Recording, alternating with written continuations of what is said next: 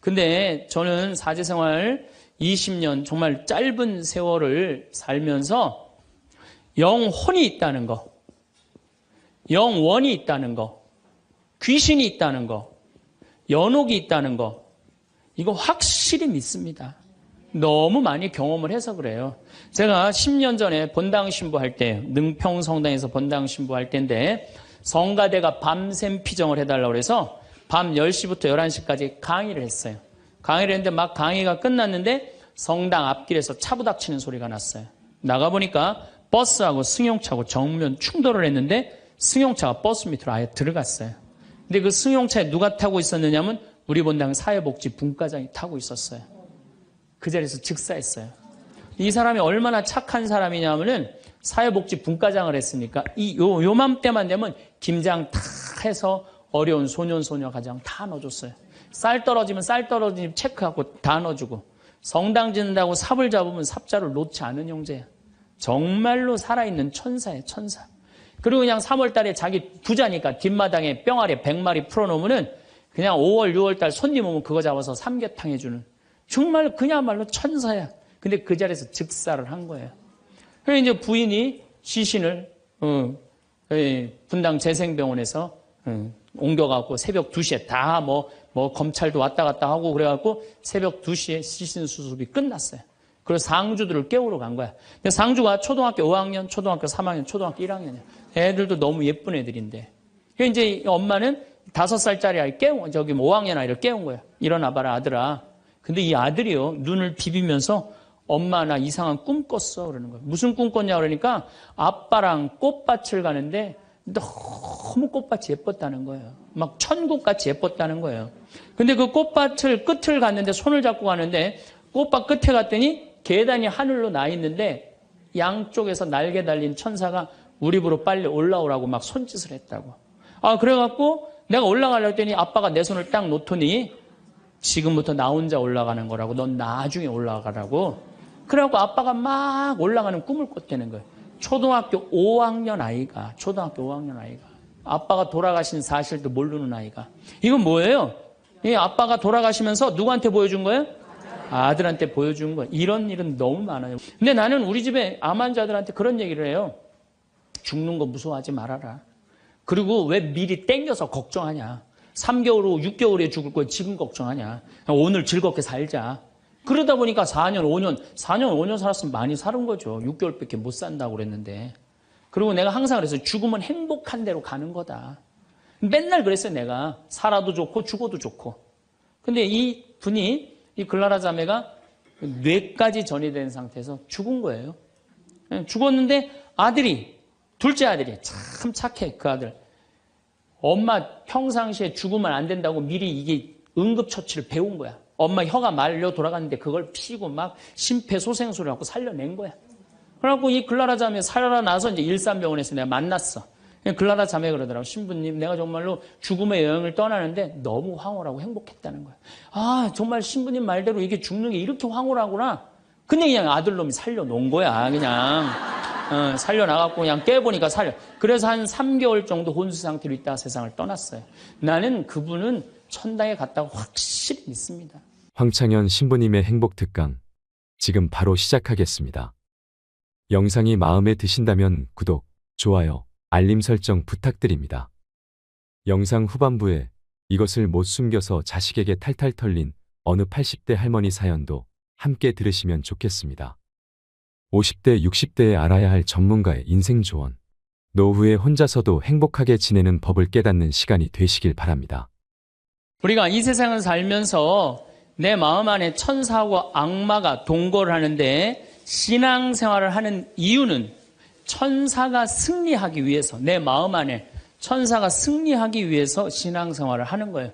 우리 인간은 나약하기 때문에 언제든지 악의 유혹에 넘어갑니다. 그러니까 예수님이 맨 마지막 주의 기도 바칠 때 악에서 구하소서 그러죠? 우리가 악에서, 오죽하면 예수님 맨 마지막에 그 기도를 했겠어요. 이 세상에 살아가면서 악의 유혹에 넘어가지 않을 사람은 한 사람도 없어. 매일 우리는 그 유혹에 넘어가요. 그 유혹을 물리칠 수 있는 능력이 바로 신앙생활이에요.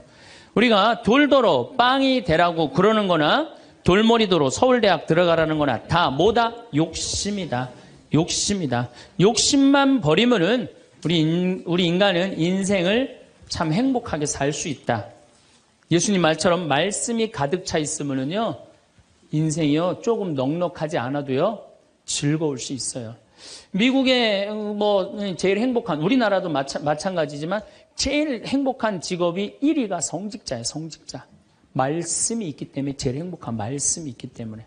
그래서 여러분들도 말씀이 내 마음 안에서 살아 움직일 수 있도록 깨어 기도해라. 그 아주 중요한 거예요. 원주 비행장이 있어요. 그래갖고 비행장이 있어서 재밌어요. 원주 비행장이 있어서 그 이글스라고 그 비행 전투단이 있는데 여기서 연습해. 우리 여기 평창 하늘에서 처음에 막 태극기 그릴 때 보면 막 엉망으로 그려요. 그 다음에 뭐 하트도 막 찌그러져서 그리고 한 2달 연습하면은 아주 잘 그려져요. 그래서 그 비행장이 있다. 신경 쓰지 마세요. 나한테 절을 하면 어떻게 한다? 권세와 영광을 주겠다. 우리가 악마의 유혹에 빠져서 나 잘난 척, 교만하느냐고 다른 사람 무시하고 주님을 섬겨야 되는데 주님도 안 섬기고 세상에 나만 섬기라고 나만 잘났다고 우리 유혹에 많이 빠진다. 그것도 안 되니까 이번에는 악마가 예수님을 예루살렘 성전 꼭대기에 데리고 올라가서 당신이 하느님의 아들이거든 뛰어내려 보시오. 시험하는 거예요. 여기 계신 분들 중에서도 주위에서 그런 소리 많이 들으실 거예요. 너 성당 나가는데 왜 너만 그 꼴로 살아? 다른 사람 성당 안 나가도 잘 먹고 잘 사는데 넌 성당 나갔는데 왜 그렇게 하느님이 있다면 네가 그렇게 고통스럽겠니? 주위에서 그렇게 악마들이 와갖고 얘기 많이 해요 안 해요? 많이 해요. 그때 흔들리는 거예요. 정말로 하느님이 있다면은 내가 왜 이 고통을 겪지? 마음이 흔들리는 거죠. 근데 저는 사제생활 20년 정말 짧은 세월을 살면서 영혼이 있다는 거, 영원이 있다는 거, 귀신이 있다는 거, 연옥이 있다는 거, 이거 확실히 믿습니다. 너무 많이 경험을 해서 그래요. 제가 10년 전에 본당 신부할 때, 능평 성당에서 본당 신부할 때인데 성가대가 밤샘 피정을 해달라고 해서 밤 10시부터 11시까지 강의를 했어요.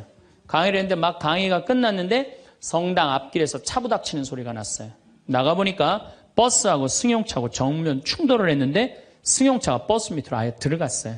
근데 그 승용차에 누가 타고 있었느냐면 우리 본당 사회복지 분과장이 타고 있었어요. 그 자리에서 즉사했어요. 이 사람이 얼마나 착한 사람이냐면은 사회복지 분과장을 했으니까 요맘때만 되면 김장 다 해서 어려운 소년 가정 다 넣어줬어요. 쌀 떨어지면 쌀 떨어지면 체크하고 다 넣어주고 성당 짓는다고 삽을 잡으면 삽자를 놓지 않은 형제야. 정말로 살아있는 천사예요, 천사. 그리고 그냥 3월 달에 자기 부자니까 뒷마당에 뿅아리 100마리 풀어놓으면은 그냥 5월, 6월 달 손님 오면 그거 잡아서 삼계탕 해주는 정말 그야말로 천사야. 근데 그 자리에서 즉사를 한 거예요. 그래서 이제 부인이 시신을 분당 재생병원에서 옮겨갖고 새벽 2시에 다 검찰도 왔다 갔다 하고 그래갖고 새벽 2시에 시신 수습이 끝났어요. 그래서 상주들을 깨우러 간 거야. 근데 상주가 초등학교 5학년, 초등학교 3학년, 초등학교 1학년이야. 애들도 너무 예쁜 애들인데. 그래서 이제 엄마는 5살짜리 아이 5학년 아이를 깨운 거야. 일어나봐라, 아들아. 근데 이 아들이요, 눈을 비비면서 엄마 나 이상한 꿈 꿨어. 그러는 거야. 무슨 꿈 꿨냐 그러니까 아빠랑 꽃밭을 가는데 너무 꽃밭이 예뻤다는 거예요. 막 천국같이 예뻤다는 거예요. 근데 그 꽃밭을 끝을 갔는데 손을 잡고 가는데 꽃밭 끝에 갔더니 계단이 하늘로 나 있는데 양쪽에서 날개 달린 천사가 우리 집으로 빨리 올라오라고 막 손짓을 했다고. 그래갖고 내가 올라가려고 했더니 아빠가 내 손을 딱 놓더니 지금부터 나 혼자 올라가는 거라고. 넌 나중에 올라가라고.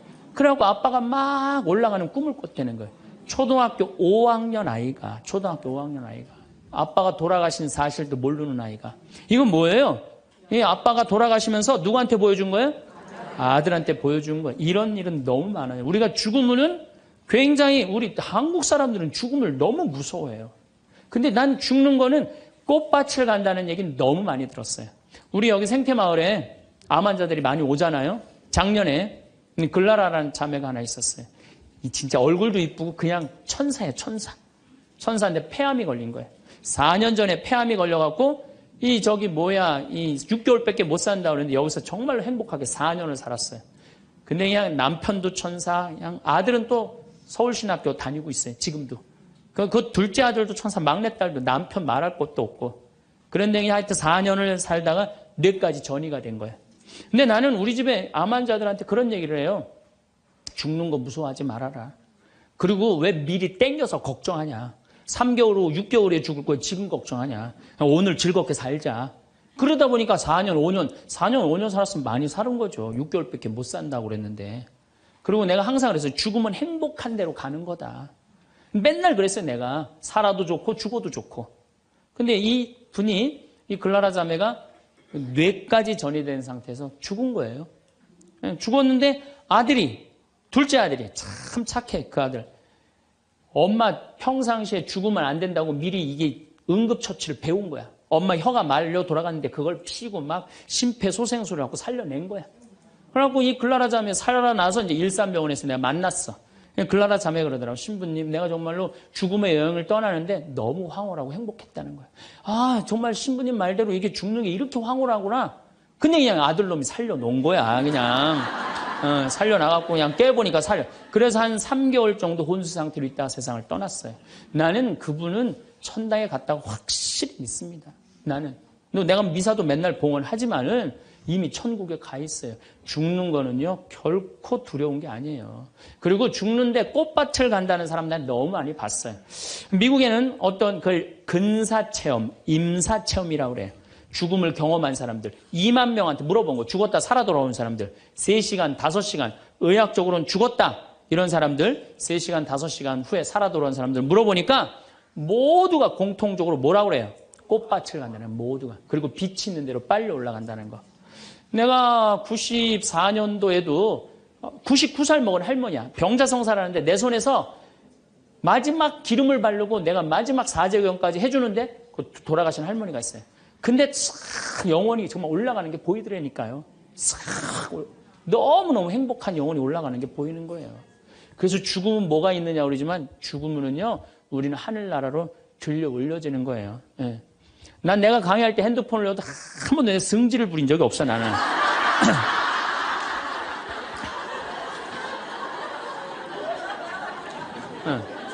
하늘로 싹 불러 올라가는 거예요. 그래서 티베트에는 사자의 서라는 책이 있어요. 그 사자의 서라는 책을 보면은요, 죽으면은 꽃밭을 간다는 거. 동양이나 서양이나 거의 죽고 난 다음에 세상은요, 무섭고 깜깜한 데로 가는 게 아니에요. 근데 일본의 한 의사가 너무 힘들어서 자살을 했어요. 그랬더니 땅속으로 빨려 들어가는 거야. 근데 살아 돌아온 거야. 그리고 난 다음에 자살하고 살아 돌아온 사람 다 물어보니까 다 똑같은 경험을 했다는 거야. 그래서 돌아다니면서 뭐라 그래요? 자살하지 말라고. 죽어서 좋은 데 가려고 그러면은 자살하지 말라고. 그리고 강의하고 다니는 교수도 있어요. 그냥 죽고 난 다음에 세계가 너무 많은 거예요. 우리 죽고 난 다음에 뭐가 있냐고 그러지만 실질적으로 죽고 난 다음에는 하늘나라가 펼쳐지는 거예요. 그리고 여러분들 하느님 믿었으니까 어떻게 되는 거야? 어디로 가?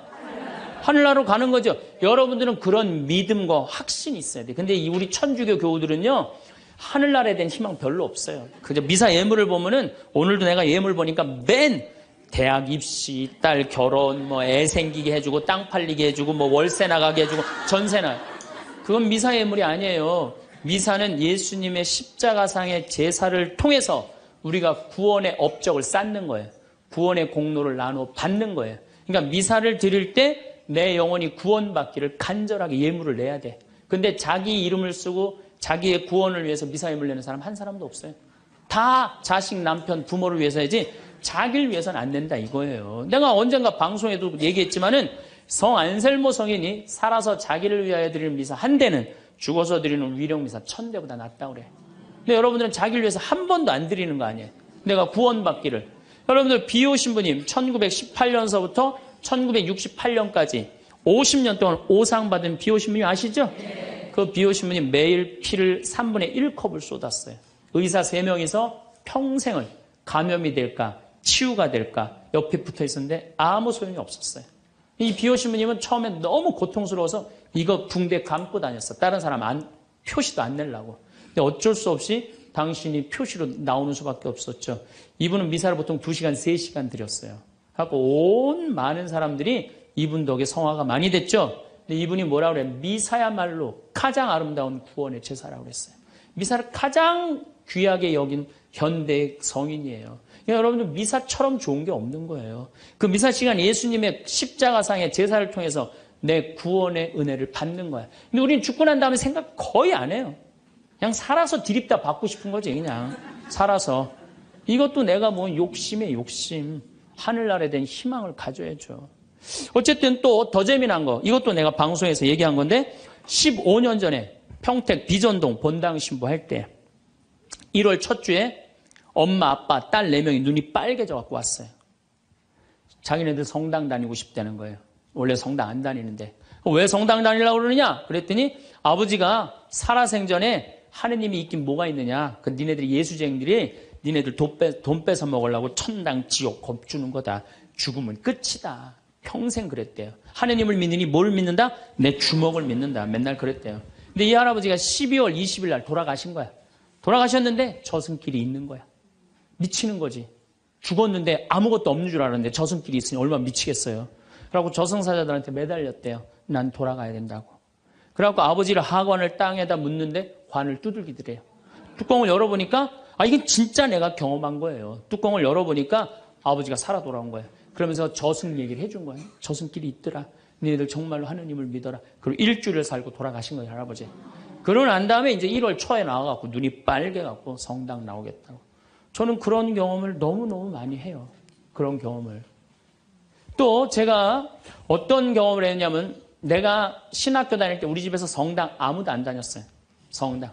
그러니까 내가 신학교 들어갈 때 어머니가 뭐라고 그랬냐면 내가 성당을 나가면 10손가락에 장을 찢은다고 그랬어요. 당신이 김옥금인데 황옥금으로 바꾼다고 그랬어.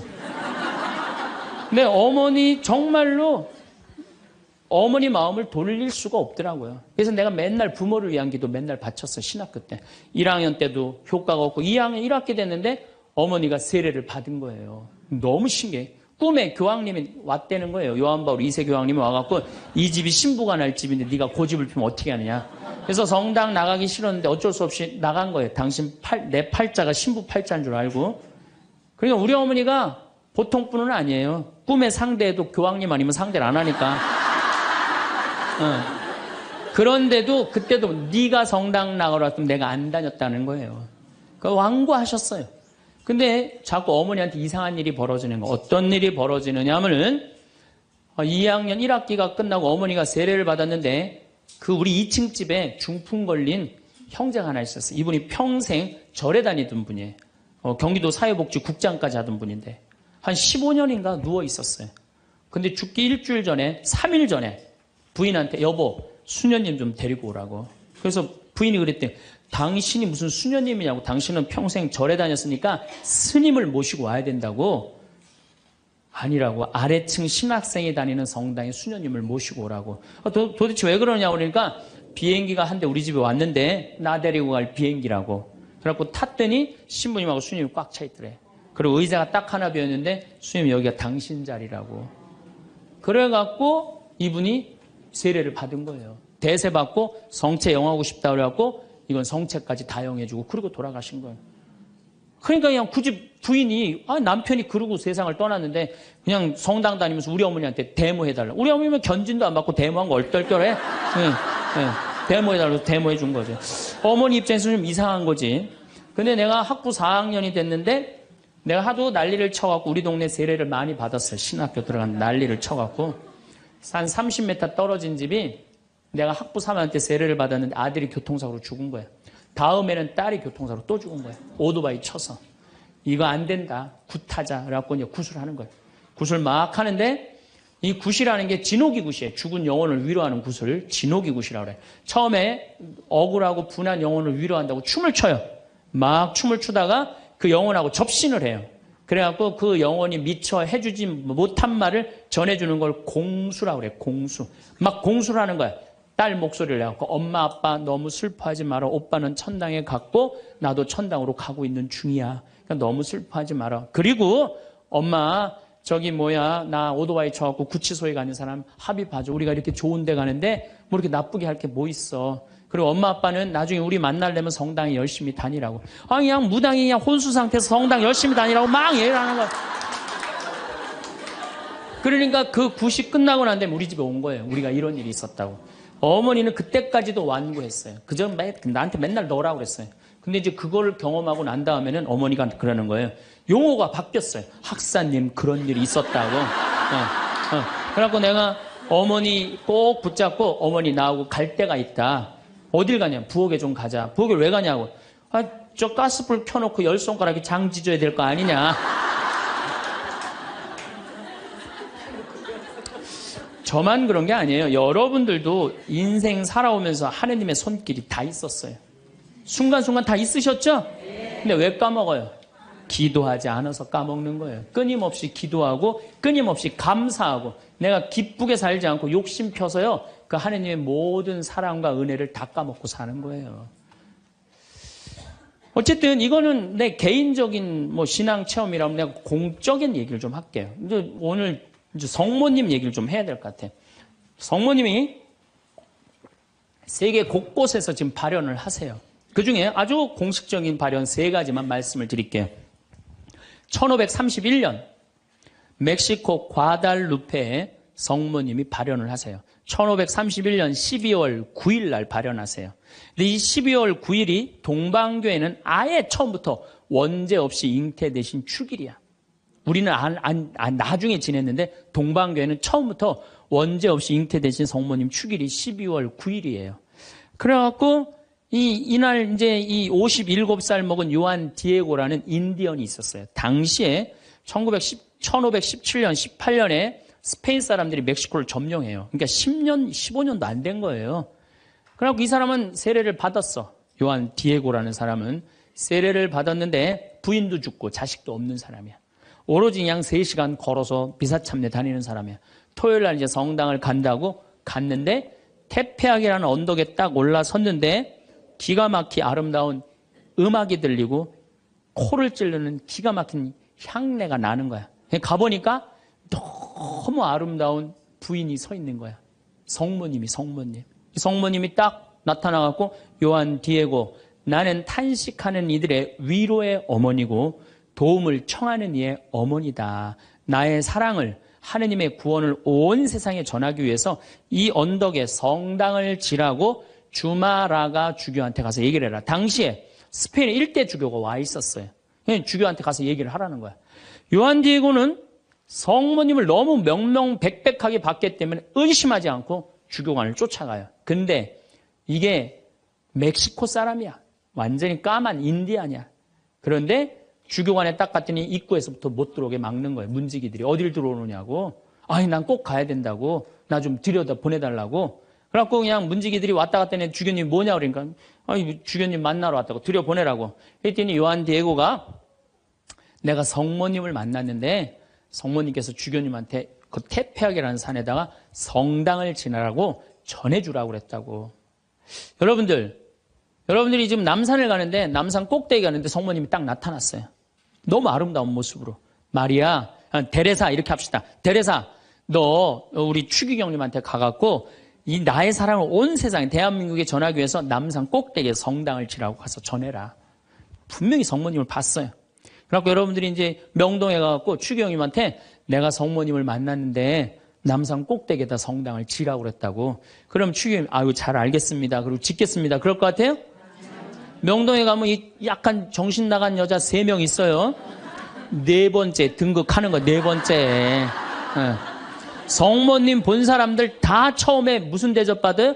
다 미친 사람 대접받아. 다. 그러니까 주교님이 뭐라고 그러냐면은 이상한 소리 하지 말아라. 가라 그래요. 네가 정말이라면 나중에 얘기하자 그래요. 그래갖고 성모님이 내가 기다리고 있겠다 그래. 그래갖고 다시 태평이라는 산에 가요. 성모님한테 그래요. 성모님 전했느냐? 성모님 얘기를 전하긴 전했는데 주교님이 안 믿는 것 같다고. 그랬더니 성모님이 뭐라고 그러냐면은 그렇다면 내일 가서 또 전해라 그래요. 난 참 성모님도 답답해요. 아니 그게 그렇게 중요하면 당신이 가서 얘기하면 될 거 아니야. 왜 그 저기 뭐 57살 먹은 보면은 벨라데타 그다음에 루시아 다 똑같아. 제대로 배우지도 못하고 가난한 사람한테 나타나고 꼭 힘들게. 그래서 내가 기도 때 한번 따졌어요. 성모님. 아니, 나타내려면 신부나 주교나 뭐 이런 사람한테 나타나갖고 확실하게 해지. 왜 그렇게 사람들이 힘들게 하느냐고 그랬더니 성모님이 하느님의 영광은 어린아이, 순수한, 미천한 사람을 통해서 드러나는 것이다. 그러시더라고요. 그래서 그건 이제 앞으로 안 따지기로 했어, 내가. 그래갖고 이 요한 디에고는 다음 날 주교님을 또 찾아가요. 또 문지기들이 모욕을 주죠. 이런 무식한 원주민 인디안이 어디 감히 주교를 만나느냐고. 그래도 이 요한 디에고는 애절하게 주교님을 만나자고 원해요. 하도 그러니까 어쩔 수 없이 주교님을 만나게 해줘요. 그러니까 주교님이 이틀째 연속 오니까 그래? 만약에 네가 정말로 성모님을 봤다면 증표를 갖고 와라 그래. 증표를. 내가 갖고 올 수 있다고. 성모님 분명히 봤으니까. 12월 10일 날. 그래갖고 이제 가갖고 성모님한테 가요. 성모님이 기다리고 있어. 그래, 전했느냐? 그러니까 전했다고. 전했는데 주교님이 성모님한테 증표를 갖고 오라고 그랬다고. 그러니까 성모님 내일 오면 내가 증표를 주마 그래요. 12월 11일 날이 됐어요. 그래갖고 이제 이 요한 디에고가 가려고 그랬는데 요한 디에고 부인도 없고 자식도 없는데 삼촌 베르나르도라는 삼촌이 작은 아버지가 한 분 있는데 열병에 걸려갖고 돌아가시려고 그래. 그러니까 병간호를 막 하는 거예요. 병간호 하느냐고 성모님한테 가긴 가야 되는데 이거 삼촌은 죽으려고 그러고 그래갖고 못 가요. 난 또 요한 디에고도 참 답답한 사람이야. 아니 그 대단한 성모님한테 갖고 낫게 해달라면 될 거 아니야. 그걸 또 그냥 자기가 간호한다고. 다음 날은 프란치스코 수도의 신부님 병자성사 죽을 것 같으니까 프란치스코 수도의 신부님 병자성사 모시러 간다고. 요한 디에고가 얼마나 재미있냐면은 테페하게라는 산을 비껴가요. 성모님 만날까 봐. 지금 누가 더 중요하다고? 이 본당심이 더 중요하다 이거야. 병자성사 봐야 된다고 막 가는데 성모님이 물어봐. 너 어디 가냐고. 어디 가냐고 물어봐요. 그러니까 아니 삼촌이 작은아버지가 죽으려고 그래서 모시러 간다고. 걱정하지 말아라. 작은아버지 내가 치료해 줄 테니까 너 저 언덕에 올라가 봐라. 올라가 보니까 이 멕시코 시티가 2000m 상공에 있는 도시예요. 12월 달이면 굉장히 추운 도시예요. 그런데 장미가 펴 있는 거야. 가득. 그래갖고 너무 신이 나갖고 이 요한 디에고는 저기 멕시코 인디안들은 모자 동그란 거 쓰죠. 그 다음에 이 망토 쓰죠. 그 망토를 틸마라고 그래요. 이 틸마는 뭘로 엮느냐면 선인장에서 뽑아갖고 섬유를 뽑아갖고 이 아주 거친 섬유질로 돼 있는 그 망토예요. 그 망토에다 선인장을 따요. 막 따갖고 막 너무 흥분해갖고. 그러니까 성모님이 그걸 보더니 웃으면서 가지런히 놔줘요. 내가 가지런히 놔주마. 가지런히 놔줘갖고 등에다 져요. 등에다 져갖고 너무 신이 나갖고 주교관에 가요. 주교관에 가갖고 이제 가려고 그랬더니 막 향이 나고 그러니까 문지기들이 이게 뭐냐 그러니까 이거 줘라 그러니까 안 된다고. 이거 주교님한테 갖다 줘야 된다고. 그래갖고 그 주교님한테 가갖고 증표 갖고 왔다고 장미를 딱 떨어뜨리는데 이 주교님은 장미에는 전혀 관심이 없는 거야. 그 틸마에 갑자기 무릎을 꿇더니 눈물을 흘리면서 키스를 하는 거야. 아니 그 틸마가 얼마나 더럽고 지저분하겠어요. 왜 그러나 우리가 틸마를 내려봤더니 자기가 본 성모님이 그 틸마에 새겨져 있는 거야. 그대로. 그런데 이 새겨져 있는 색깔 자체가 이건 도저히 1500년대에 만들 수 없는 색깔이야.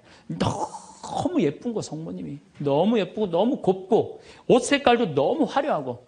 그러니까 과학자들이 계속 연구를 해봤어요. 과연 1500년대에 저 물감을 만들 수 있을까? 그 과학자들이 결론은 못 만든다.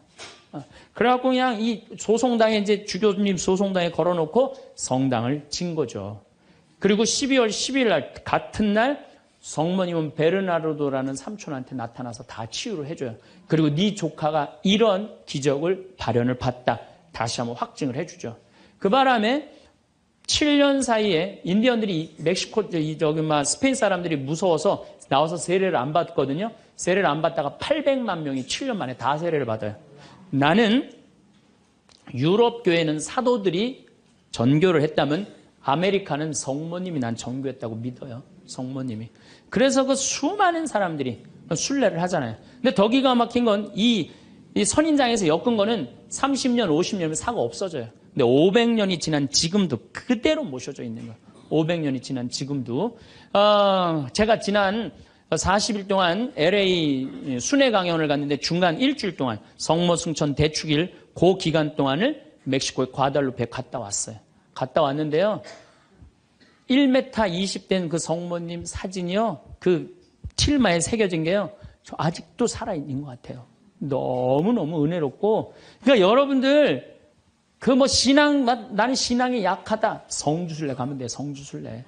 성주순례 가갖고 하느님의 살아있는 증표를 보면 돼. 예루살렘에 가보고 이집트에 가보고 티베트 저기 이번에 저 지진 일어난 어디야? 터키도 가보고 그리스도 가보고 그러면은요 살아있는 하느님 역사 안에 왔다 가신 예수님을 만날 수 있어요.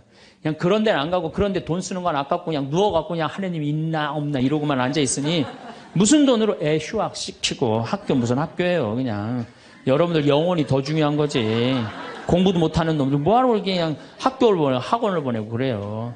그런데 더 기가 막힌 사건이 벌어져요. 1963년 성모님의 눈동자가 이상해서 사진을 찍어봐요. 사진을 찍어봤고 현미경으로 6배 확대를 해보니까 성모님 눈동자에 3사람이 있는 거야. 자세히 더 기가 막히게 해보니까 그건 그림으로는 도저히 불가능한 거. 비친 그 그림인데 첫 사람이 누구냐면 그 요한 디에고 초상하고 똑같은 거야. 두 번째는 주마라가 주교. 세 번째도 같이 있던 사람. 그게 500년이 지나도록 몰랐던 거예요. 물론 거기에 기적은요. 이거 한 3배만한 성당이 있는데 요만한 사진으로 꽉 찼어요. 그 과달루페 성모님을 통해서 기적이 일어난 건 그건 말할 것도 없고 그건 말할 것도 없고 이 과달루페 성모님 이거 우리 이 사진에 방송에 나갈 거예요. 성모님 딱 멋있게 나갈 거예요. 지금도 그 성모 저는 그 성주순례 가서 제가 거기서 미사도 봉헌했지만은 그 엘리베이터로 돼 있어요. 에스컬레이터라고 그러냐 하도 사람이 많으니까 스면은 쭉 지나가서 볼 수 있어요. 그리고 또 뒤쪽으로 또 돌아. 그러면 또 뒷걸음막 또 쭉 가면서 볼 수 있어. 내가 묵주기도 5단을 하면서 그 성모님만 봤는데도요 그렇게 은혜롭더라고요. 근데 그 사진도 지금 사갖고 왔는데 보고 있으면 너무너무 행복해요. 성모님이 얼마나 우리 아들 구원 사업을 많이 신경을 쓰시겠어요. 또 1858년 2월 11일부터 7월 16일까지 18번에 걸쳐서 벨라데타라는 소녀한테 나타나요. 누르드의 성모님. 이 피레네 산맥 밑에 있는 조그만 동네에 누르드라는 게 그거 보면 그냥 저 피레네 산맥이 꼭대기까지 보여요. 근데 이 아이가 너무 가난한 거야. 2월 11일 날 피레네 산맥 프랑스 끝에 있으면요 추워요. 너무 추워하고 땔감을 모으러 가. 막 땔감을 모으러 가는데 동굴에 빛이 나는 거야. 부인이 보이는 거야. 너무 아름다운 마담이 보이는 거야. 너 나한테 계속 올 수 있느냐? 네, 마담. 처음에 이름을 밝히지 않아요. 그리고 이 벨라데타도 14살 난 아이도 마담이라고 그래. 근데 동생한테 얘기를 해요. 야, 너 비밀 지켜야 된다. 나 오늘 성모님 봤거든. 그러니까 아무한테도 말하지 말아라. 근데 이 동생이 집에 가자마자 엄마, 언니가 성모님 봤대. 그러니까 엄마가 어떻게 했을 것 같아요? 귀싸대기를 때려요. 그런 쓸데없는 소리 하지 말라고. 그러니까 성모님 보고 되게 많이 맞아요, 보면은. 많이 맞아. 성모님 보는 게 좋은 거 아니야, 여러분들. 괜히 성모님 봤다 어디에 가면 꼭 꽂은 사람 취급당하니까 나한테 성모님이 나타났으면 좋겠다. 그런 거 꿈도 꾸지 마세요. 쓸데없는 소리 하지 말라고. 그런데 계속 나가요. 그런데 2월 25일 날 성모님이 자꾸 그 동굴 밑을 파라는 거야. 자꾸 파니까 물이 솟아나오는 거야. 거기 씻어라. 그 사람들이 제가 성모님을 봤다니까 사람들이 모이기 시작하는 거야. 자꾸 모이기 시작하는데 그 눈병이 온 사람이 그걸 씻으니까 싹 낫기 시작하는 거야. 하루에 40만 리터씩 물이 펑펑 쏟아져 나오는 거죠. 그러니 자꾸 사람들이 이제 물어보니까 본당 신부님이 벨라데타를 불러요. 얘야, 너 그분을 만나면 성모님을 만나면 이름이 뭐냐고 물어봐라. 그랬더니 벨라데타가 맹랑한 소리를 해요. 그분은 성모님이 아니다. 그분은 그냥 부인이다. 너무 아름다운 파란 띠를 한. 여러분 루르드 성모님 파란 띠 아시죠? 파란 띠를 한 부인이다. 부인 마담이다. 글쎄 마담이든 뭐든 이름을 좀 알아갖고 와라. 그래갖고 3월 25일 날 중요한 성모 용보 축일이죠. 만났어요. 만나고 이렇게 물어봐요. 마담, 본당 신부님이 이름이 뭔지 알아보라고 그랬다고. 그랬더니 성모님이 내 이름은 꾸에소의 에라 임마꿀라타 콘셉시우다 딱 그래요. 얘는 라틴어를 배운 적도 없는 애야. 그리고 그 피렌체 언어를 쓰는 아이야. 라틴어를 배운 적도 없는 아이인데 성모님이 꾸에소에 에라 임마culata 콘셉시오 이러니까 그거 안 까먹으려고 막 입술로 막 되네요. 꾸에소에 에라 임마culata 콘셉시오. 그래갖고 본당신부 문을 확 열면서 이름 알아왔다고 뭐라고 그러느냐? 꾸에소에 에라 임마culata 콘셉시오랍니다. 그랬더니 본당신부 너 그 무슨 뜻인지 어떻게 아느냐? 그랬더니 벨라데타가 뭐라 그러냐면 난 무슨 뜻인지 나 안 잊어먹으려고 이거 외우느냐고 죽을 뻔했다고. 정말로 그래요. 정말로. 너무 힘들었다고. 그래갖고 본당신부한테 얘기를 했는데 깜짝 놀라는 거 본당신부가. 왜 놀라느냐면 그게 무슨 뜻이냐면은 라틴어인데 임마culata가 깨끗하다라는 뜻이야. 콘셉시오라는 게 임신했다라는 거. 원죄 없이 잉태된 교리가 1854년에 반포가 돼요. 4년 전에 교황청에서. 그런데 성모님은 항상 당신에 대한 교리가 반포되면 발현을 통해서 꼭 알려줘요. 확증을 시켜주는 거죠. 그러니까 이게 발현인가 보다. 그래갖고 거기서 이제 성당을 짓고 수많은 사람들이 순례를 하고 거기에 이제 물이 펑펑 쏟아져 나와갖고 어떻게 수많은 사람들이 기적을.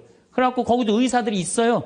이 자연 치유냐 기적이냐. 뭐 기적을 함부로 해주는 건 아니지만 그래 거기 간 사람들이 다 그 물 먹고 많이 낫고 그러잖아요. 나는 그 루르드에 가서 난 루르드도 갔어요. 루르드도 어디야 테페아 과달루페도 가고 루르드도 갔어. 나도 거기서 가서 세례했어요. 루르드에 나는 물에 들어가고 이렇게 기도했어요. 난 여기 온 걸로 족하니까 제발 나한테 기적 일으키지 말라고. 난 지금도 충분하다고. 그것만 해도 충분하죠. 이게 바로 루르드의 성모님이에요. 자, 세 번째 발현. 1917년 포르투갈 파티마의 발현이에요. 많이 들어보셨죠? 이 발현은 더 특별해. 9살 루시아, 8살 히아친타, 6살 프란치스코. 이 세 꼬마한테 나타나는 거예요. 얘네들 역시 당연히 뭘 몰라? 글 모르는 아이들이에요. 목동이에요, 목동. 맨날 양 풀어놓고 놀던 아이들이에요. 그런데 이 아이들은 더 특별한 일이 벌어집니다. 어떤 일이 벌어지느냐 하면은 1916년에 이 1차 세계대전 막 끝날 때 1916년에 천사가 나타나요. 3번 나타나요. 너희들한테는 특별한 분이 올 거니까 묵주기도를 열심히 해라. 이렇게 얘기를 해요. 마지막에는 성체까지 영해줘요. 천사가. 특별한 경우죠. 그래갖고 5월 13일 날, 1917년 5월 13일 날, 이날도 이 아이들이 막 양 풀어놓고 신나게 노는데 성모님이 떡갈나무 위에 탁 나타나는 거. 너무 아름다운 성모님이. 그래갖고 루시아, 히아친타, 프란치스코 너희들 매달 13일 날 여기 와줄 수 있겠느냐. 네, 오겠습니다. 나는 로사리오의 모후다. 여러분들 이 성모님이 그 유명한 그 계시가 뭐예요? 죄인들의 회개. 그렇죠? 그 다음에 또 뭐가 있어요? 연옥 영혼들을 위해서 기도하고 그 다음에 공산주의 회개를 위해서 기도하라는 그 세 가지 성모님이 내리신 계시죠. 뭐 당연한 거죠. 그런데 7월 13일 날은 이 루시아가 천당, 지옥, 연옥을 세 개를 다 봐요. 그리고 이 루시아는 오랫동안 살죠. 오랫동안 사는 히아친다고 프란치는 중간에 다 죽지만 어렸을 때 루시아한테는 특별한 성모님이 계시를 많이 했죠. 근데 9월 달에 사람들이 3만 명이 모여요. 3만 명이. 왜 3만 명이 모이냐면 자꾸 너무너무 유명해지니까. 그런데 이때 꽃비가 막 내리는 거야. 근데 사람들한테 올 땐 다 녹아내리는 3만 명이 다 같이 경험을 하는 거예요. 10월 달에는 마지막 발현 때는 7만 명이 모여요. 7만 명이. 그런데 전날부터 폭우가 쏟아지는 거야.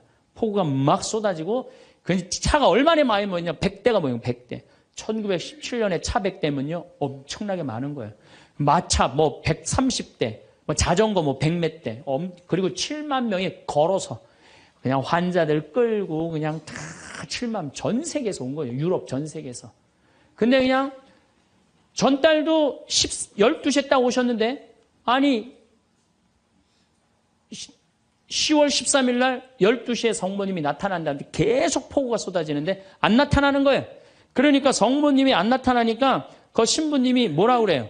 한 신부님이 뭐라고 그러냐면은 내가 이거는 일부러 여러분들 읽어주려고 내가 적어 갖고 왔어요.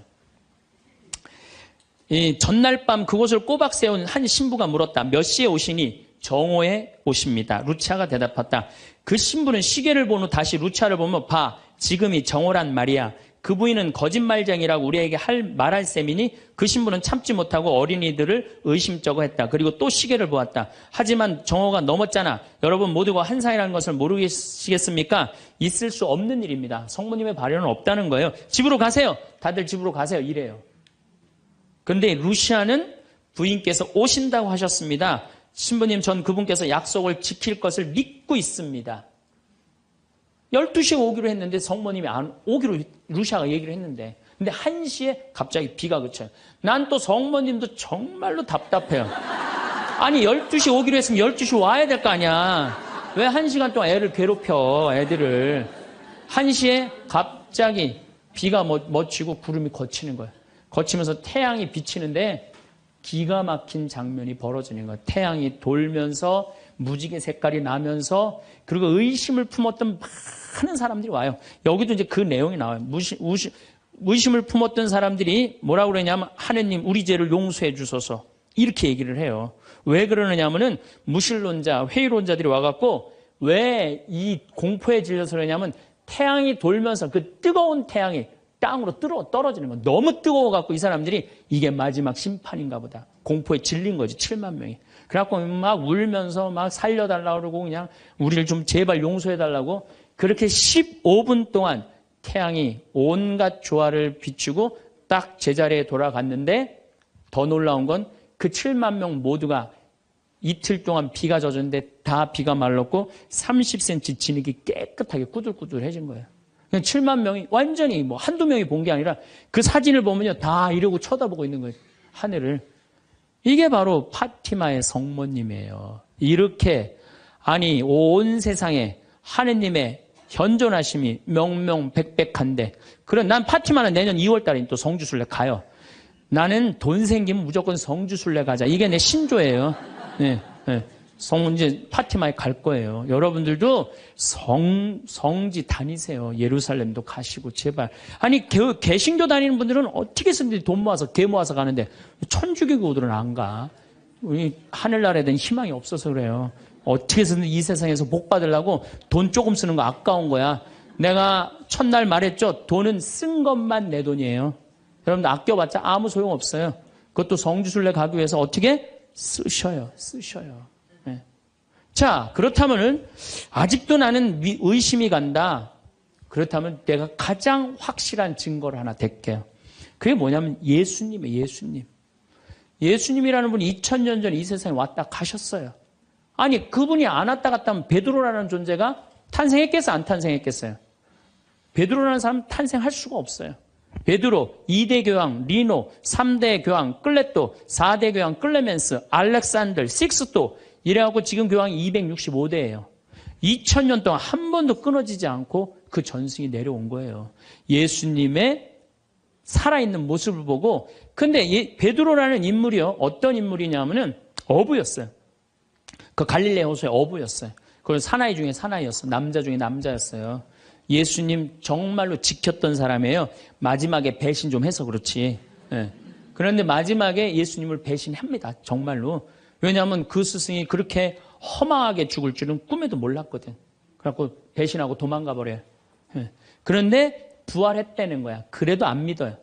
그래도 안 믿고 어떻게 갈릴레 호수 가고 물고기를 잡아요. 근데 또 나타난 거야. 미치는 거지, 베드로는. 아니 그냥 죽었으면 한 일주일 후나 한 달 후에 나타나면 얼마나 좋아. 계속 3일 만에 계속 나타나네. 그러니까 물속에 뛰어들고. 그리고 40일 동안 예수님하고 생활하면서 이 사람의 인생은 완전히 바뀌어요. 어떻게 바뀌느냐. 베드로가요, 대단한 말 하지 않아요. 돌아다니면서 내가 예수님을 만났는데 이 예수님이 십자가에 못 박혀서 처참하게 돌아가셨는데 3일 만에 부활하셨다.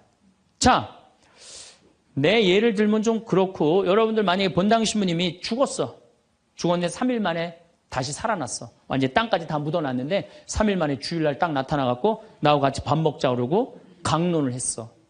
여러분들 주에 나가갖고 우리 신부님이 죽었는데 3일 만에 살아나왔다고 얘기할 것 같아, 안 할 것 같아요? 아마 온 세상 돌아다니면서 얘기할 거예요. 그렇죠? 그 경험이 베드로한테 있었던 거예요. 그 예수님을 40일 동안 보고 가만히 있을 수가 없었던 거야. 이젠 죽음도 불사하는 거지. 그 12제자가 다 같이 경험한 제자 11제자가 온 세상을 돌아다니면서 그걸 전한 거예요. 그 전한 게 지금까지 우리한테 내려온 거야. 그러면 이 성서, 그 사람들이 이제 베드로가 전한 얘기를 적어갖고 성서 안에 예수님을 써놓은 거예요. 우리가 성서에 예수님이 한 말씀은 살아 움직이는 그분의 2000년 전의 현존이야, 현존. 그것만 읽어도 가슴이 아마 미어 터질 것 같아요. 근데 그냥 성서도 안 읽고 성지순례도 안 읽고 그냥 맨날 천장에 누워갖고 예수님 있는 거야 없는 거야 이러고 의심을 하고 앉아있으니 이게 얼마나 한심한 유혹에 얼마든지 빠질 수 있어요. 자, 그랬더니 이제 여러분들 이제 오늘 이제 신앙심이 생겼어. 좀 생겼어요? 네. 그래, 맞아. 생겼어. 이제 하느님은 확실히 계신 거야. 성모님도 있고 예수님도 있고 오늘은 굳건한 마음으로 믿음으로 돌아갔어. 오늘 잘 때요. 악마가 와서 뭐라고 그럴 것 같아요. 야, 그거 신부님 그거 개인적인 얘기지. 그거 아니야. 있긴 뭐가 있어. 없어. 계속 끊임없이 유혹받아요. 그렇다면 우리가 이 유혹에 안 빠지려면은 어떻게 해야 되느냐. 유혹에 안 빠지려면은요. 끊임없이 기도해야 돼. 그렇죠? 그 다음에 항상 기뻐해야 돼. 신앙인의 기본은 뭐예요? 항상 기쁜 거예요. 기쁜 사람은요, 유혹에 안 빠져요. 왜? 이 기쁜 사람은요, 욕심이 없어요. 어떤 사람이 유혹에 많이 빠지면 욕심이 많은 사람이 유혹에 빠져요.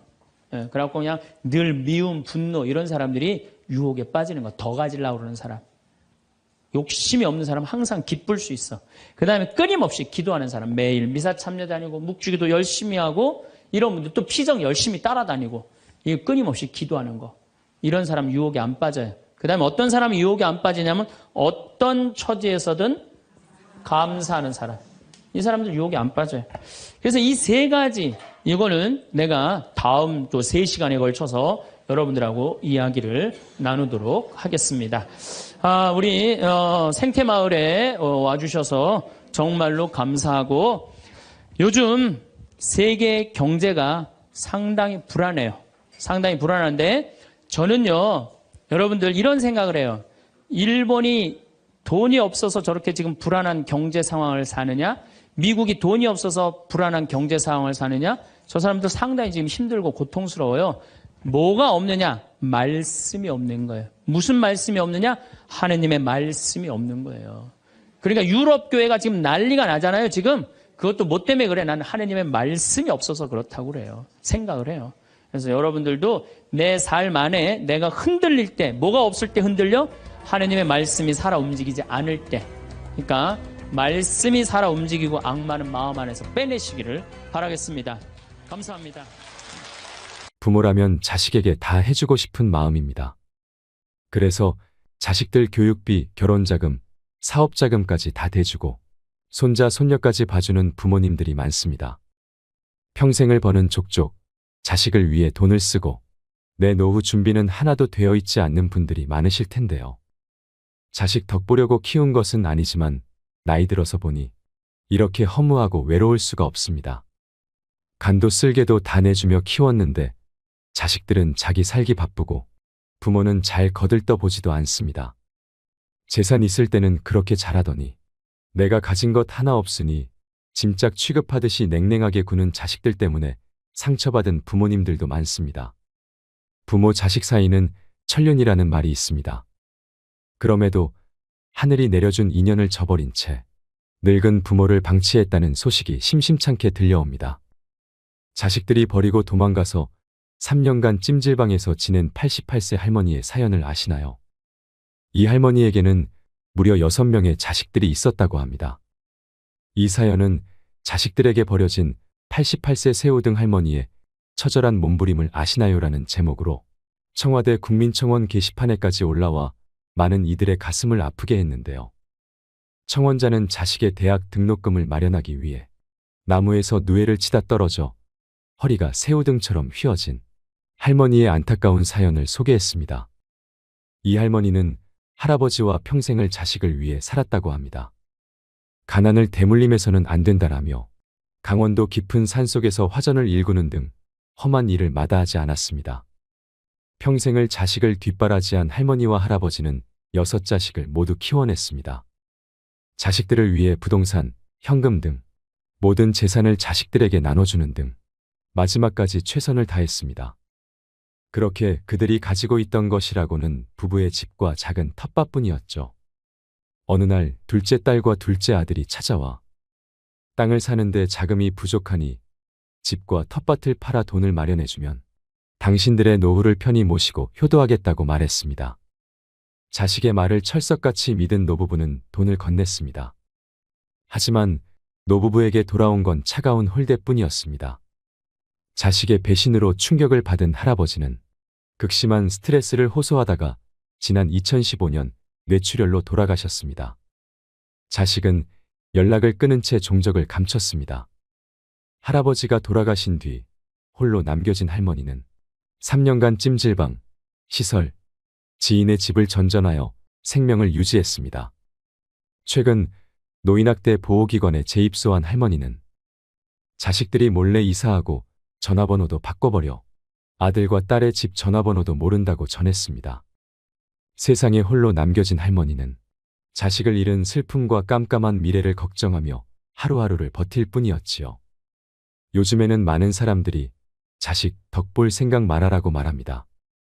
말년에 편할 줄 알았는데 혼자 독수공방하며 키웠건만 대학 졸업 후 결혼하더니 이것들이 엄마 알기를 마당에 똥개 취급합니다 하며 서러움에 우는 분들도 있습니다.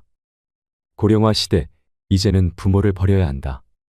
부모를 버려야 자식이 산다라는 자극적인 문구를 내세우며 언론에서는 너나 할 것 없이 앞다퉈서 우리의 안타까운 현실을 고발합니다.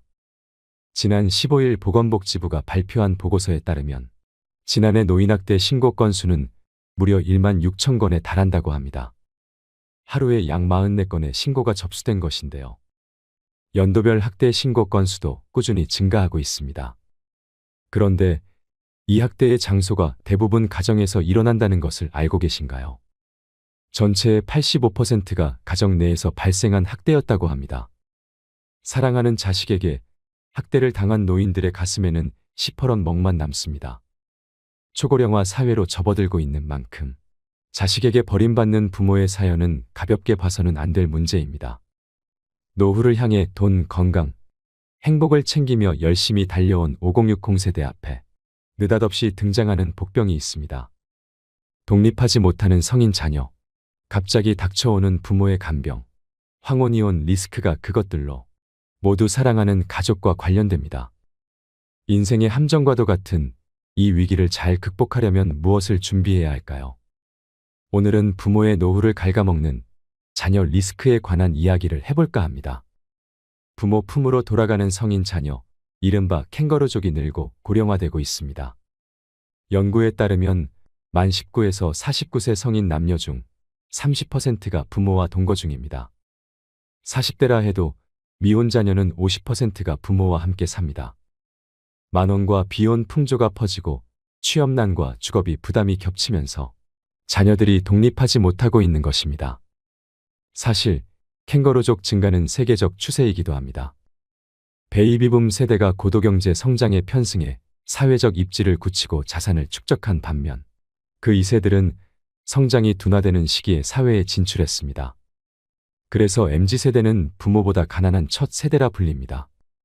캥거루족은 부모에게 기생하는 독신, 부모의 퇴직금을 축내는 자식, 결혼하고 일단 독립했다가 주거비와 육아의 어려움 때문에 부모 집으로 들어오는 자녀를 모두 포함합니다.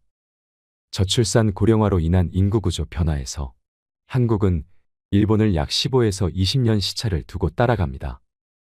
20년 전 일본에서 일어난 일이 오늘날 한국에서 나타날 가능성이 크다는 얘기입니다. 요즘 일본에서는 캥거루족의 극단적 형태인 은둔형 외톨이의 고령화가 사회 문제가 되고 있습니다. 그들의 부모인 7080 세대가 언젠가 고령으로 사망하면 그들의 연금에 기대던 40대 50대 자녀들은 생계가 끊기는 일마저 생깁니다. 한국 부모들은 자녀에 대한 무분별한 지원이 문제가 됩니다. 많은 교육비를 투여한 것도 모자라 자녀가 결혼하면 집 팔고 대출받아 지원해주는 것을 당연하게 여깁니다. 더 심각한 것은 결혼 후에도 사업자금이나 생활비, 교육비 등의 명목으로 손을 벌리는 자녀들이 적지 않다는 점입니다. 이렇게 되면 아무리 노후 계획을 탄탄하게 세웠다 해도 무용지물이 됩니다. 우리 주변에는 자녀들의 등살에 다 쓰고 죽겠다며 세웠던 부모의 노후 계획이 흔들리는 슬픈 이야기들이 넘쳐납니다. 유전유효 무전무효라거나 미리 재산을 안 주면 시달려서 죽고 찔끔찔끔 주면 쫄려서 죽고 다 주면 굶어 죽는다는 슬픈 우스개마저 놔두는 상황입니다. 성인 자녀 입에서 노인은 돈 쓸 일도 없지 않느냐거나 여유 있으면서 왜 안 도와주느냐, 상속 미리 한다고 생각하시라는 말이 나올 정도면 부모 자식 관계는 악화될 대로 악화된 상태입니다. 하지만 평소 자녀 리스크에 대비할 것을 누누이 강조해온 전문가들은 노후 자산을 너무 쉽게 내어주다가는 자칫 부모와 자녀 세대가 함께 무너질 수 있다고 경계합니다. 그렇다면 자녀 리스트를 피하려면 어떻게 해야 할까요? 첫째, 자녀에게 경제적 자립심을 갖게 해주고 금융 교육을 시키는 것이 명문대 졸업장보다 훨씬 중요합니다. 자녀가 스스로의 힘으로 살아갈 수 있도록 교육해야 한다는 얘기인데, 이게 가능하려면 부모 스스로도 자녀에 대한 집착에서 벗어나야 합니다. 특히 저성장 시대에는 여건에 맞게 소비를 조절하고 절약하는 능력이 절실해집니다. 둘째, 은퇴. 노후 전문가들은 목돈은 가능하면 현금 흐름으로 바꾸라고 조언합니다. 노인의 재산을 호시탐탐 노리는 세력은 도처에 있다며 목돈 그 자체가 폭탄 같은 위험물이라고 말합니다. 목돈을 연금이나 배당 수익이 나오는 형태로 묶어놓으면 자녀이건 사기꾼이건 손 뗄 수 없고 노인은 시간을 자신의 편으로 만들 수 있다는 것입니다. 여기 두 노인의 사례가 있습니다. 10억 이상의 현금을 가졌던 A 노인과 해마다 4천만 원 연금을 받는 B 노인의 노후 비교입니다. 두 분 모두 노안으로 10년째 요양시설에서 생활하고 있습니다. 자녀들은 극진히 모시지만 긴 병에 효자는 없는 법이죠. 그런데 A 노인의 자녀들은 시간이 갈수록 어머니가 빨리 돌아가시기를 바라는 반면 B 노인의 자녀들은 오래오래 사시기를 바라더라고 합니다. 왜 그럴까요? 목돈은 주인이 오래 살수록 줄어들지만 연금은 삶을 이어가는 한 따박따박 나오니 오래 살수록 유리하다고 생각하는 것입니다. 참 현실적이면서도 안타까운 얘기가 아닐 수 없습니다. 셋째, 부모의 자산 상태와 노후 계획에 대해 자녀들에게 정확히 설명해주고 부모의 노후도 소중하다는 점을 공유해야 합니다. 부모 재산의 소유권은 부모에게 있다는 점도 분명히 해둘 필요가 있습니다. 50대, 60대는 자녀 교육에 올인하는 동시에 부모 봉양 부담도 짊어진 낀 세대입니다. 부모 세대가 80세를 넘어서면 건강이 급격히 악화되고 보살핌이 필요해지는 경우도 생깁니다. 자신의 노후 준비도 안 돼 있건만 기나긴 간병 부담에 맞닥뜨리는 것입니다. 독박 간병의 고통은 겪어보지 않은 사람은 알 수 없습니다. 특히 노인의 정신적 퇴행을 가져오는 치매는 간병하는 사람의 심신을 갉아먹는 재앙에 가깝습니다. 부모님은 내가 모시고 간다. 2013년 한류스타의 아버지가 이런 유서를 남기고 부모님과 함께 세상을 뜬 사건이 일어나 세상을 놀라게 했습니다. 평소 극진한 효자였던 아버지는 연예인인 자녀들을 배려해 혼자 부모 간병 부담을 짊어졌고 우울증에 걸렸을지언정 힘들다는 내색조차 비치지 않았다고 합니다. 오랜 세월 부모님 밥을 떠 먹여 드릴 정도로 간병에 몸바쳐온 효자가 부모를 돌아가시게 한 페류나가 돼버린 것입니다. 그들을 사지로 내몬 것은 효도하는 자식이었을까요? 아픈 부모였을까요? 우리는 이런 문제들에 대해 진지하게 고민해야 합니다. 이 문제를 먼저 맞닥뜨린 일본에서는 노후에 닥칠 가장 큰 위험으로 간병 파산을 들고 있습니다. 돈 문제뿐 아니라 간병 탓에 직장을 포기하거나 이혼하는 경우도 적지 않습니다. 간병퇴직이 신조어가 됐을 정도입니다. 노인이 노인을 간병하는 노노 간병, 병자가 병자를 간병하는 상황을 견디다 못해 함께 이 세상을 져버리는 일도 자주 벌어집니다. 부모 간병을 둘러싼 잔혹사는 각종 언론 매체에서 다뤄지고 있습니다. 얼마 전에는 이제는 부모를 버려야 한다라는 섬뜩한 제목의 책도 나왔습니다. 전문가들은 입을 모아 말합니다. 고령화 시대에도 과거처럼 자녀와 부모에 대한 유교적 관념에 집착하다가는 다 함께 쓰러지게 된다라고 말이죠. 책의 내용은 이렇습니다. 직장도 그만두고 노부모를 돌보던 40대 딸이 차에 부모를 태운 채 강에 뛰어들어 노부부는 사망하고 자신만 살아남았습니다. 어머니는 10여 년 전부터 치매 증세였고 아버지는 질병으로 열흘 전 일터를 그만뒀습니다. 사건이 벌어진 날은 가족이 생활보호를 신청해 통과된 날이었습니다. 피로와 비관에 찌든 아버지가 다 함께 가자고 제의했고 딸이 동의했지요. 작가는 딸이 부모를 일찌감치 버렸다면 이 같은 비극은 막을 수 있었다고 주장합니다. 만약 직장까지 그만두고 희생을 자처한 딸이라는 보호자가 없었다면 노부부는 더 일찍 더 많은 지역사회에 보살핌을 받을 수 있었을 것이고 이러한 가족의 비극을 막을 수 있었을 거라는 얘기입니다. 노인 간병은 길게는 10년 넘게 이어질 수 있습니다. 간병 때문에 직장이나 결혼 등 자신의 삶을 포기해서는 안 되는 이유입니다. 부모를 돌보다가 혼기를 놓친 자식들의 이야기는 한둘이 아닙니다. 독박간병은 사람을 피폐하게 만들기 쉽습니다. 방문요양, 요양병원, 요양원 간병인 등 동원 가능한 사회적 지원을 모두 활용할 생각을 해야 합니다. 사회적으로 부모님이나 가족, 보살핌이 필요한 우리 주변의 모든 이들을 믿고 맡길 수 있는 요양제도를 구축해야 합니다. 세월이 흘러 현재의 5060세대가 간병이 필요해진다면 어떨까요? 5060 세대는 대체로 형제가 여럿이어서 간병의 부담을 나눌 수 있었지만 자녀 세대는 한두 명에 불과합니다. 자녀가 결혼을 해도 각자 자기 부모의 간병조차 버거울 것임을 알 수 있습니다. 최악의 상상이지만 70대 부모와 90대 조부모가 모두 간병이 필요한 경우 자녀 세대 각자에게 4명분의 부하가 걸릴 수도 있습니다. 결국 5060 세대는 자녀에게 간병을 기대할 수 없다는 얘기입니다. 5060 세대는 밑빠진 독에 물 붓듯 교육비를 쓰는 대신 훗날 사랑하는 자녀에게 부담을 주지 않기 위해 스스로의 간병을 준비한다는 마음 자세가 필요합니다. 자식한테 퍼주지 말고 스스로 잘 움켜쥐고 살아야 합니다. 몇 년간 끊임없이 SNS를 타고 돌아다니는 괴담이 하나 있습니다. 모 대학 교수가 서울시에 사는 대학생을 상대로 아버지에게 원하는 것이 뭔가를 설문조사했더니 약 40%가 돈을 원한다고 답했다고 합니다. 또 서울대생을 대상으로 부모가 언제쯤 돌아가시면 가장 적절한가를 묻자 63세라고 답한 학생이 가장 많았다는 것입니다. 이유는 은퇴한 뒤 퇴직금을 남겨놓고 사망하는 것이 가장 이상적이기 때문이라고 했습니다. 정말 이런 조사가 있었는지 궁금해 무차별 검색을 해봤지만 2015년경까지 거슬러 올라가도 찾을 수가 없었습니다. 실제 조사가 아니라 일종의 엽기 유머였을 가능성이 커 보입니다. 다만 이에 대한 부모 세대의 폭발적인 반응들을 보면 노후를 둘러싼 이들의 서러운 마음이 어느 정도 읽히는 것도 사실입니다.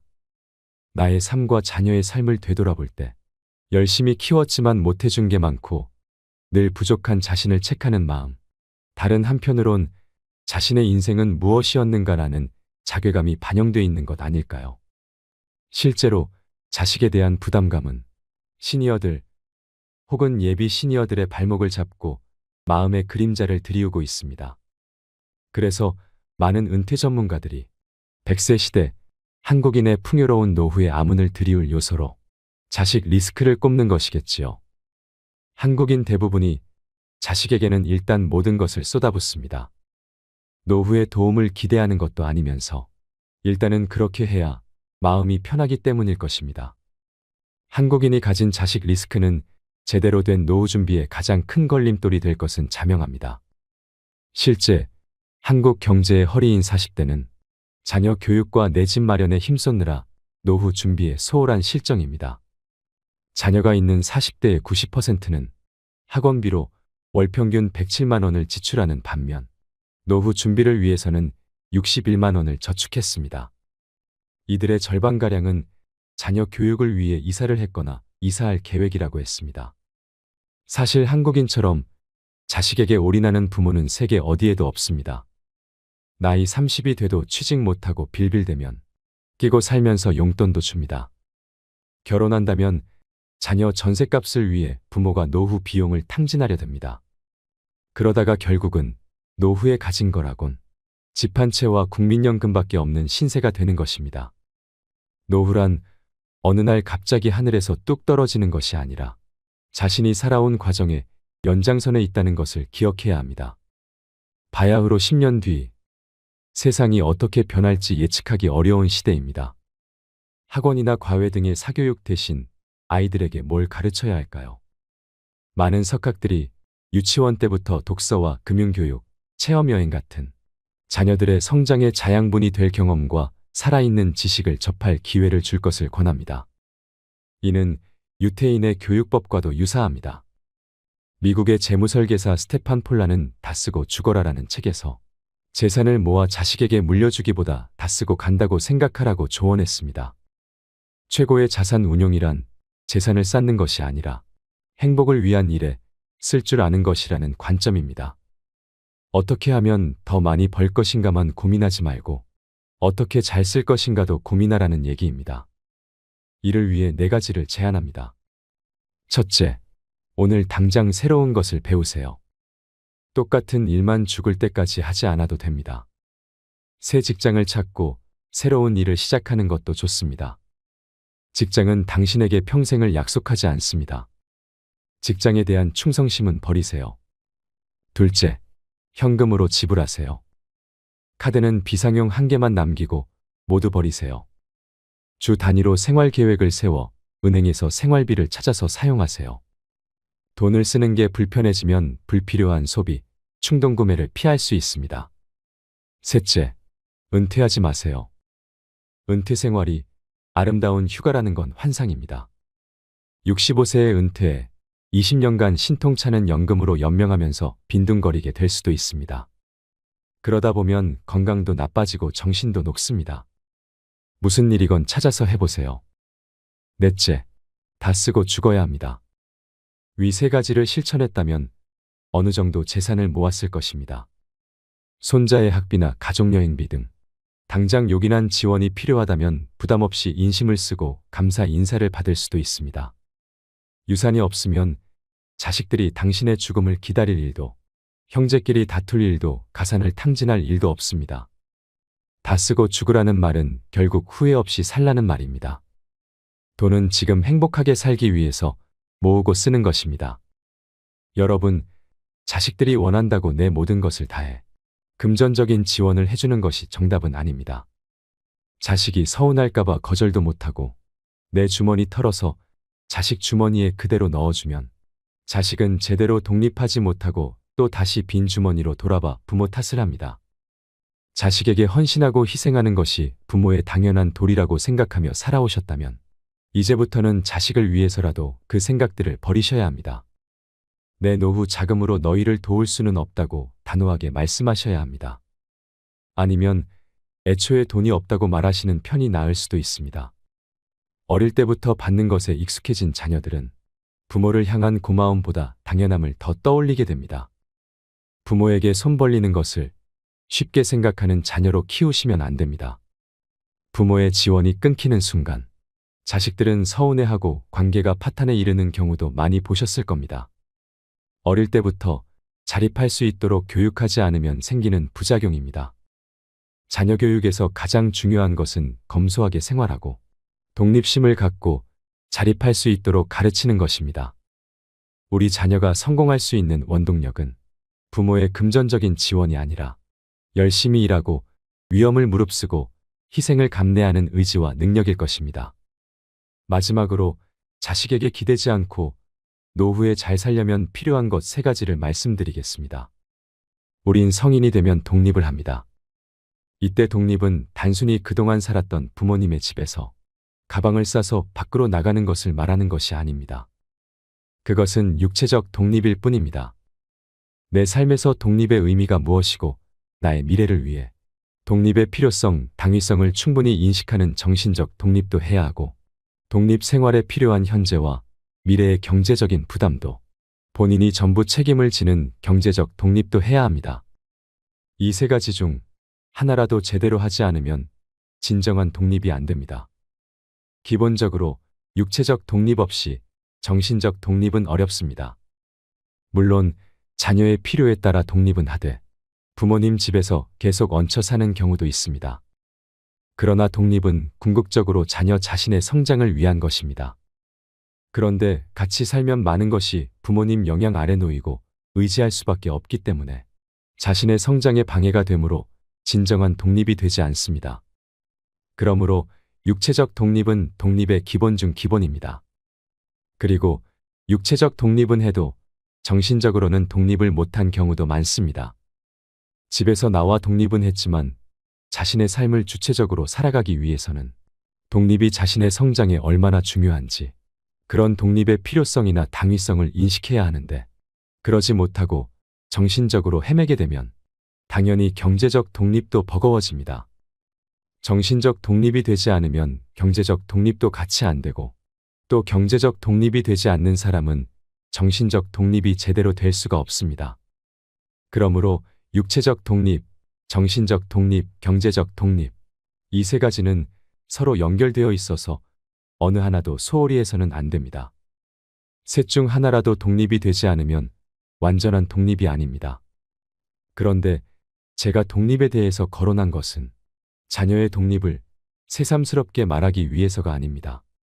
반대로 나를 포함한 부모들의 독립을 말하기 위해서입니다. 자식을 전부 독립시키고 노후를 보내야 하는 부모들도 이 독립이 진정으로 필요하다는 생각에서입니다. 이때 부모의 독립도 자식의 독립과 똑같이 육체적 독립, 정신적 독립, 경제적 독립 이 세 가지 독립을 동시에 해야 합니다. 육체적 독립은 무릇 자녀만 어려워하는 문제만은 아닙니다. 부모들도 공공연히 말하지는 않지만 자식을 자기 울타리에 계속 두고 싶어하는 사람이 의외로 많습니다. 이것은 부모가 자녀로부터 육체적, 정신적 독립을 하지 못한 경우입니다. 하나든 둘이든 잘 키웠든 못 키웠든 자식은 때가 되면 독립해 나가는 것이 자녀의 성장을 위해서도 좋습니다. 품 안에 안고 있는다고 나아질 것은 없습니다. 주사위는 이미 던져진 것입니다.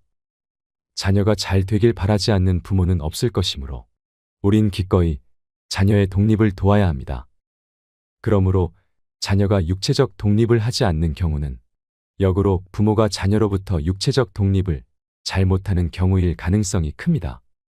자녀를 낳아서 애지중지 키우느라 고생한 것은 그건 부모로서의 당연한 역할입니다. 또 자녀의 비싼 교육비를 내어주고 시집 장가를 가는데 얼마를 보태주든 부모가 자녀를 도와주는 것은 자유입니다. 그러나 그렇다고 해서 자녀가 부모를 공양해야 한다든가 효도를 해야 한다든가 하는 생각은 완전히 버려야 합니다. 자녀가 진정한 독립만 한다면 부모로서 더 이상 바랄 것도 고마울 것도 없습니다. 베이비붐 세대의 부모들은 자식으로 클 때는 독립해서 살았고 또 한창 때는 위로는 부모님을 공양하며 살았습니다. 그게 당연했지요. 그러나 이제 세상이 변했습니다. 우린 고생했지만 덕분에 행복했지만 자녀들에게 그걸 기대할 수는 없는 것입니다. 부모들의 정신 건강을 위해서도 그런 기대일랑 아예 하지 말아야 합니다. 자녀들이 알아서 부모를 잘 공양하고 효도하는 것은 일부러 거절할 것까지야 없지만 부모는 기대하거나 요구해서는 안 됩니다. 그러니까 부모도 자식으로부터 육체적, 정신적, 경제적으로 완전히 독립해야 합니다. 부모로부터 완전한 독립을 해야 자녀가 진정으로 성장하듯 자녀로부터 완전한 독립을 해야 부모도 진정으로 행복해질 수 있습니다. 노후의 3대 괴로움은 가난과 병과 외로움이라고 합니다. 때문에 나이 들어서 요양원, 요양병원에 가지 않으려면 육체적 독립, 정신적 독립, 경제적 독립이 필요합니다. 혼자서도 행복하게 잘 살려면 자식이나 다른 사람에게 의존하지 않을 수 있도록 내가 좋아하는 취미가 있어야 합니다. 하루하루를 재밌게 살아갈 수 있는 연습을 하셔야 합니다. 내가 무엇을 좋아하는지, 내가 무엇을 보며 웃는지, 내 마음이 어떤지를 들여다보세요. 그러면 내가 노후에 어떻게 시간을 보내는 것이 좋을지 알게 됩니다. 노후 준비가 부족하다면 지금부터라도 자식들에게 주지 말고 저축해 두세요.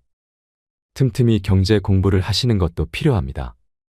그리고 가장 중요한 것은 건강을 챙기는 것입니다. 귀찮더라도 근육이 빠지지 않게 꾸준히 운동하세요. 낙상 사고도 조심하셔야 합니다. 명상도 좋고 흙을 밟으며 맨발 걷기를 하는 것도 좋습니다. 치매 부모를 돌보는 고충은 경험해 본 사람만 이해한다고 하지요. 자식들도 유산 분배 이런 사안은 눈에 불을 켜고 달려들지만 치매 부모 돌보는 일에는 무관심하고 남의 일로 대하는 것이 오늘날의 세태입니다. 그 중에 제일 가슴 아픈 것은 부모일 것입니다. 부모가 오래 앓으면 가족 모두가 힘이 듭니다. 병원에 입원할 때는 간병비가 큰 문제가 됩니다. 한 달에 300만 원인데 몇 년을 입원하면 이를 어찌 감당할 수 있을까요? 더구나 치매로 대소변을 못 가릴 때 집에서는 모시기 힘듭니다.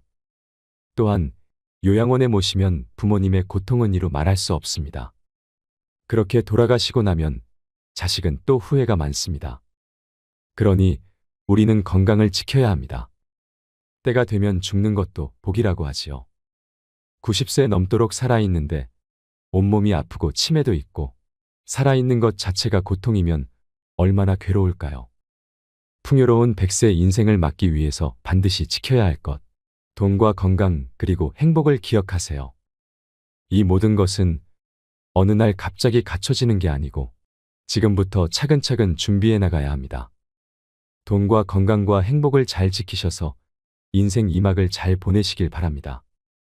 오늘 영상이 도움이 되셨다면 주위의 소중한 분들께 공유해 주세요. 이상으로 책틀맨이었습니다. 끝까지 시청해 주셔서 감사드립니다.